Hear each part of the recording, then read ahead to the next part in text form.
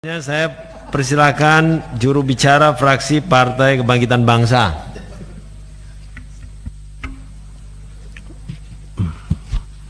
Saya buka masker biar jelas, Ketua. Pandangan fraksi Partai Penentu Pemimpin Bangsa Partai Kebangkitan Bangsa DPR RI terhadap rancangan undang-undang tentang pengesahan ASEAN Agreement of Electronic Conference, persetujuan ASEAN tentang perdagangan melalui sistem elektronik, disampaikan oleh juru bicara Kapoksi FPKB DPR RI, Insinyur Haji Muhammad Nasim Khan, A36, Dapil Jawa Timur 3, Banyuwangi Situbondo Bondowoso. Assalamualaikum warahmatullahi wabarakatuh. Salam sejahtera untuk kita semua. Yang kami banggakan, pimpinan Komisi 6 DPR RI yang langsung dipimpin oleh Bapak Ketua, yang terhormat dan yang kami banggakan Bapak Ibu anggota Komisi 6 DPR RI yang berbahagia, yang terhormat Bapak Menteri Perdagangan Republik Indonesia, yang terhormat Menteri Luar Negeri Republik Indonesia, yang terhormat Menteri Komunikasi dan Informatika Republik Indonesia. Alhamdulillah, mungkin kami akan membacakan secara singkat karena semua tadi kesimpulan sudah habis oleh Nasdem, sangat panjang.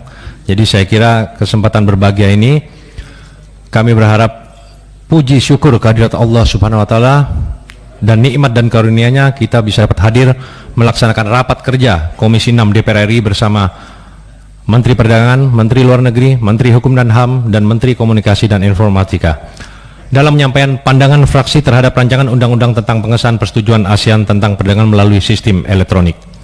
Saudara pimpinan sidang, anggota Dewan, Menteri Perdagangan, Menteri Luar Negeri, Menteri Hukum HAM, dan Menteri Komunikasi dan Informatika, dan hadirin yang terhormat, mengawali penyampaian ini, izinkan kami, fraksi Partai Kebangkitan Bangsa, memberikan penghargaan setinggi-tingginya kepada seluruh anggota Komisi 6 DPR RI yang melakukan pembahasan dan rancangan undang-undang tentang pengesahan persetujuan ASEAN tentang perdagangan melalui sistem elektronik dengan sungguh-sungguh. Kini sudah menjadi keniscayaan bahwa perdagangan melalui sistem elektronik merupakan bagian tidak terpisahkan dari aktivitas kita sehari-hari, baik di masyarakat ataupun di seluruh dunia.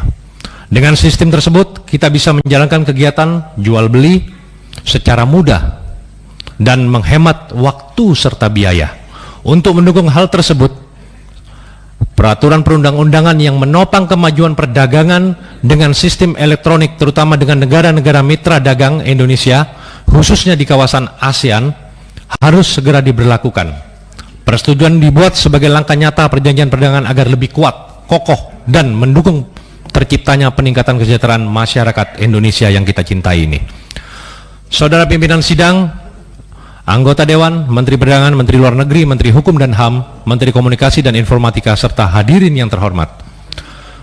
Berdasarkan laporan Bank Indonesia, jumlah transaksi e-commerce di Indonesia setiap tahunnya selalu meningkat. Di tahun 2017 mencapai 42,2 triliun. Kemudian naik lagi menjadi 105,6 triliun pada 2018. Lalu menjadi 205,5 triliun pada 2019. Dan tahun 2020 kemarin sudah menjadi 266,3 triliun. Semakin pertumbuhan nilai transaksi e-commerce menandakan masyarakat Indonesia semakin sadar teknologi dan menggunakan internet yang semakin meluas, terutama di masa pandemik seperti saat ini. Kebanyakan masyarakat berbelanja menggunakan layanan digital. Selain karena faktor kesehatan, terutama demi menjaga jarak dan menghindari kerumunan. Berbelanja menggunakan platform digital juga lebih menghemat waktu dan tenaga karena pesanan barang dan jasa bisa diantar langsung ke konsumen masing-masing. Oleh sebab itu, namun kami dari fraksi Partai Kebangkitan Bangsa tetap berpendapat bahwa ada beberapa catatan yang harus menjadi pemikiran kita bersama.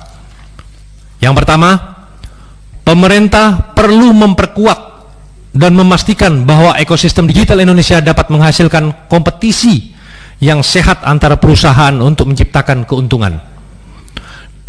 Permasalahannya banyak perusahaan startup, perusahaan rintisan di bidang pelayanan digital yang selama bertahun-tahun belum stabil dalam hal keuntungan usahanya. Bahkan sekarang di tahun 2021 ada perusahaan teknologi yang bergerak di bidang e-commerce sudah mencatat di bursa saham sejak Agustus 2021 dan termasuk unicorn, tetapi masih mencatat kerugian. Nilai kerugian di tahun 2020 terbanyak 1,3 triliun. Kami mendesak pemerintah agar melakukan langkah nyata menguatkan sektor e-commerce agar jangan sampai perusahaan startup yang bermunculan alih-alih mencatat laba ternyata masih membakar uang tunai milik investor. Yang kedua, diperlukan terobosan dari pemerintah agar biaya logistik di Indonesia semakin murah. Hingga Maret 2021 Indonesia menjadi negara dengan biaya logistik relatif lebih mahal dibanding negara jiran Malaysia. Kira-kira sekitar 23,5% ekonomi di Indonesia harus mengeluarkan biaya logistik, sementara Malaysia hanya perlu mengeluarkan 13%.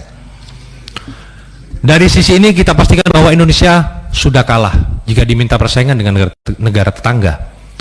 Dibuka integrasi perdagangan melalui sistem elektronik yang melewati lintas batas negara bukan mustahil, justru akan lebih banyak menguntungkan pihak luar. Karena produk dari Indonesia berbiaya lebih mahal. Banyak sekali pemain e-commerce lokal asal Indonesia yang sulit mengembangkan pasarnya karena kendala biaya logistik. Yang ketiga, kami secara tegas meminta pemerintah memperkuat keamanan cyber di Indonesia. Permasalahan ini menjadi serius tatkala banyak masyarakat yang menjadi korban dari oknum tidak bertanggung jawab setelah berbelanja daring.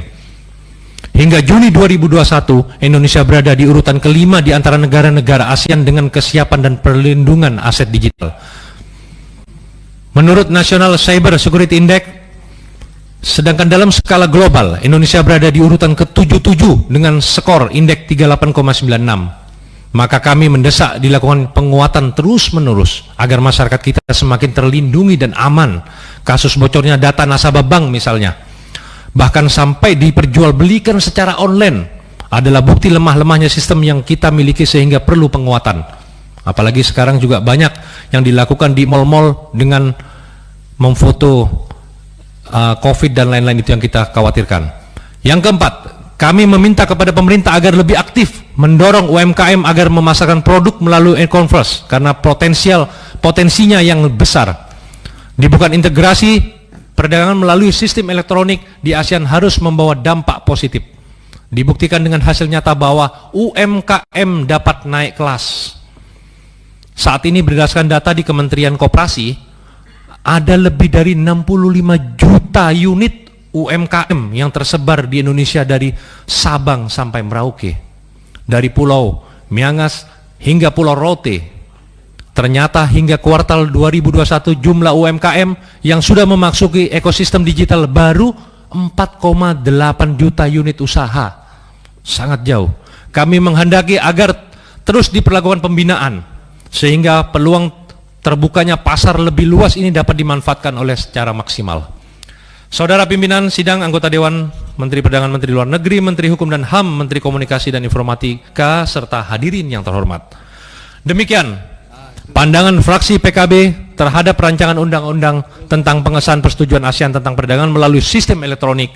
Selanjutnya, setelah mengikuti dan mempertimbangkan seluruh proses yang berlangsung, maka fraksi PKB dengan mengucapkan Bismillahirrahmanirrahim, Allahumma salli ala Sayyidina Muhammad wa ala Sayyidina Muhammad, menyatakan persetujuan agar rancangan undang-undang tentang pengesahan persetujuan ASEAN perdagangan melalui sistem elektronik ini dapat diperlakukan keputusan pada tahap selanjutnya sesuai dengan prosedur, mekanisme, dan ketentuan yang berlaku.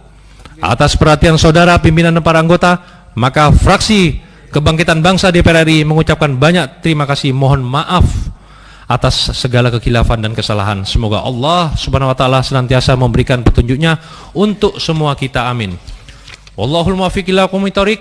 Wassalamualaikum warahmatullahi wabarakatuh. Jakarta, 23 Agustus 2021.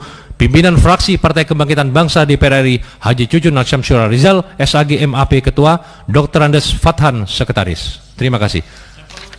Silakan Stempel masih basah. silakan Izin Ketua diserahkan. untuk menyerahkan dokumen, mungkin yang pertama kepada Ketua dan Pimpinan Komisi dulu. Ini gayanya udah cocok ini untuk mau perintah pimpinan komisi ini. Nah, tuh kan jalan aja ke arah pimpinan komisi tuh. Apa maksudnya itu?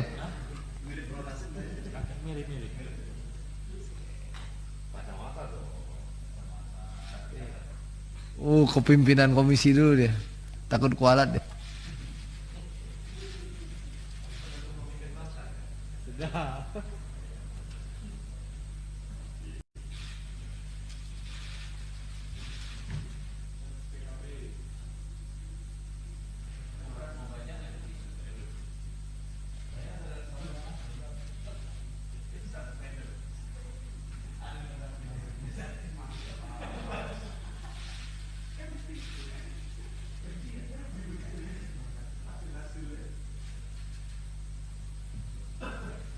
Bangga kita lihat Nasimhan. Ngeri. Terima kasih Pak Nasimhan. Selanjutnya saya persilahkan juru bicara fraksi